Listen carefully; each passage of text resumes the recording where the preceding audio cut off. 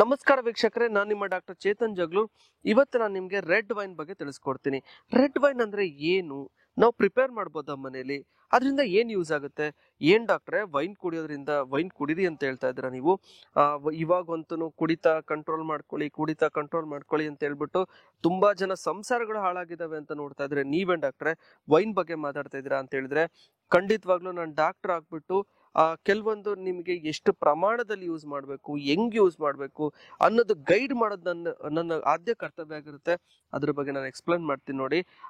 ಇವಾಗ ವೈನ್ ಅನ್ನೋದನ್ನ ಅಂದ್ರೆ ನಮ್ಮ ಆಯುರ್ವೇದದಲ್ಲಿ ಆಸವ ಅರಿಷ್ಟನ ತುಂಬಾ ಜಾಸ್ತಿ ಮೆನ್ಷನ್ ಮಾಡಿದ್ದಾರೆ. ಅದರಲ್ಲಿ ಫರ್ಮೆಂಟೇಶನ್ ಜಾಸ್ತಿ ಆಗಿರುತ್ತೆ, ಅದರಲ್ಲಿ ಆಲ್ಕೋಹಾಲಿಕ್ ಕಂಟೆಂಟ್ ತುಂಬಾ ಜಾಸ್ತಿ ಇದೆ. ನೀವ್ ಏನ್ ಯೂಸ್ ಮಾಡ್ತಿರಲ್ಲ ಅದಕ್ಕಿಂತನೂ ಇವಾಗ ನೀವು ಫಾರ್ ಎಕ್ಸಾಂಪಲ್ 8ರಿಂದ 10% ಅಥವಾ 16% ವರ್ಗೂ ನೀವು ಅಥವಾ 32% ವರ್ಗೂ ಆಲ್ಕೋಹಾಲ್ ಯೂಸ್ ಮಾಡೋಷ್ಟೊತ್ತಿಗೆ ಹೆಚ್ಚೆಚ್ಚು. ಆದ್ರೆ ಆಯುರ್ವೇದದ ಆಸವ ಅರಿಷ್ಟಸ್ ಅಲ್ಲಿ 32ರಿಂದ 36% ವರ್ಗು ಆಲ್ಕೋಹಾಲ್ ಕಂಟೆಂಟ್ ಇರುತ್ತೆ. ಹಂಗಾಗಿ ನಾವು ಹೆಲ್ದಿ ಆಗಿರ್ತಕ್ಕಂಥವ್ರಿಗೆ ಅಥವಾ ಡಿಸೀಸ್ ಕಂಡೀಷನ್ಸ್ ಇರೋರಿಗೆ ನಾವು ಖಂಡಿತವಾಗ್ಲೂ ಈ ಆಸವ ಅರಿಷ್ಟಗಳನ್ನ ಕೊಡ್ತೀವಿ. ಆದ್ರೆ ಪ್ರಮಾಣ ತುಂಬಾ ಇಂಪಾರ್ಟೆಂಟ್, ಇದೊಂದು ನೆನ್ಪಿಟ್ಕೊಳ್ಳಿ.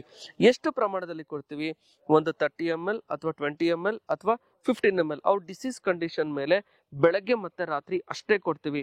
ಅದರಿಂದ ನಮ್ಮ ದೇಹಕ್ಕೆ ತುಂಬಾನೇ ಅನುಕೂಲ ಆಗುತ್ತೆ. ಫಾರ್ ಎಕ್ಸಾಂಪಲ್ ಇವಾಗ ಸರಸ್ವತಾರಿಷ್ಟ ಅಂತ ಇರುತ್ತೆ. ಸರಸ್ವತಾರಿಷ್ಟ ನಮ್ಗೆ ಜ್ಞಾಪಕ ಶಕ್ತಿಗೆ ಅನುಕೂಲ ಆಗುತ್ತೆ. ಅದನ್ನ ಚಿಕ್ಕ ಮಕ್ಕಳಲ್ಲೂ ಕೊಡ್ತೀವಿ. ಕೆಲವೊಬ್ಬರಿಗೆ ವಯಸ್ಸಾದ್ಮೇಲೆ ಡೆಮೆನ್ಷಿಯಾನೋ ಅಥವಾ ಪಾರ್ಕಿನ್ಸನ್ಸ್ ಡಿಸೀಸ್ ಇರುತ್ತೆ, ಅವಾಗ್ಲೂ ಕೂಡ ಕೊಟ್ಟಿರ್ತೀವಿ. ಕೆಲವೊಂದ್ಸರಿ ಅಶ್ವಗಂಧಾರಿಷ್ಟ ಇರುತ್ತೆ. ಅಶ್ವಗಂಧಾರಿಷ್ಟ ನಮ್ಮ ನರ್ವ್ಸ್ ನ ಸ್ಟ್ರೆಂಥನಿಂಗ್ ಮಾಡುತ್ತೆ. ಇನ್ನೊಂದು ತುಂಬಾನೇ ಆಸವ ಅರಿಷ್ಟಸ್ಗಳಿದಾವೆ, ಅವು ಎಲ್ಲದ್ರ ಬಗ್ಗೆ ಮತ್ತೆ ಡಿಸ್ಕಸ್ ಮಾಡೋಣ. ಆದ್ರೆ ಇವಾಗ ರೆಡ್ ವೈನ್ ಮನೇಲೆ ಹೆಂಗ್ ಪ್ರಿಪೇರ್ ಮಾಡ್ಕೊಳ್ಬೇಕು ಅಂತ ತಿಳಿಸ್ಕೊಡ್ತೀನಿ. ಆದ್ರೆ ಪ್ರಮಾಣ ಇಂಪಾರ್ಟೆಂಟು. ನೀವು ಸ್ವಲ್ಪ ಪ್ರಮಾಣದಲ್ಲಿ 30 ml ಇಂದ ಮ್ಯಾಕ್ಸಿಮಮ್ ಅಂದ್ರೆ 60 ml ಯೂಸ್ ಮಾಡಿ ಸಾಕು. ನಿಮ್ಮ ದೇಹಕ್ಕೆ ಹೆಲ್ದಿ ಆಗಿರಕ್ಕೆ ತುಂಬಾ ಅನುಕೂಲ ಆಗುತ್ತೆ. ಹೆಣ್ಮಕ್ಳು ಗಂಡ್ಮಕ್ಳು ಅನ್ಲಿಲ್ದಂಗೆ ನೀವು ಯೂಸ್ ಮಾಡಿದ್ರು ಏನು ತೊಂದರೆ ಇಲ್ಲ.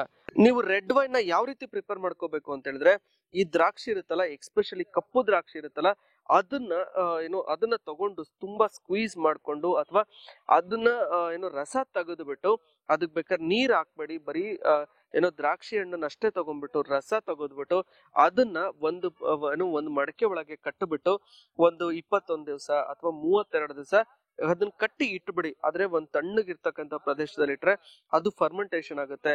ಆ ಫರ್ಮೆಂಟೇಶನ್ ಆಗಿರ್ತಕ್ಕಂಥ ದ್ರಾಕ್ಷಾ ರಸಕ್ಕೆ ಸ್ವಲ್ಪ ಬೇಕಾದ್ರೆ ಉಪ್ಪು ಹಾಕ್ಬಿಟ್ಟು ದಿನ ಬೆಳಗ್ಗೆ ಒಂದು 30 ml, ರಾತ್ರಿ ಒಂದು 30 ml ಸ್ವಲ್ಪ ನೀರ್ ಹಾಕ್ಬಿಟ್ಟು ಕೂಡ ತಗೊಳ್ಳೋದ್ರಿಂದ ನಿಮಗೆ ಖಂಡಿತವಾಗ್ಲು ಯಾವುದೇ ತರ ಕಾಯಿಲೆಗಳಿರ್ಲಿ ಅದಕ್ಕೆ ಬರ್ಲಿಲ್ದಂಗೆ ನೋಡ್ಕೊಳ್ಳುತ್ತೆ. ನಮ್ಮ ದೇಹಕ್ಕೆ ಫರ್ಮೆಂಟೇಶನ್ ತುಂಬಾ ಇಂಪಾರ್ಟೆಂಟ್.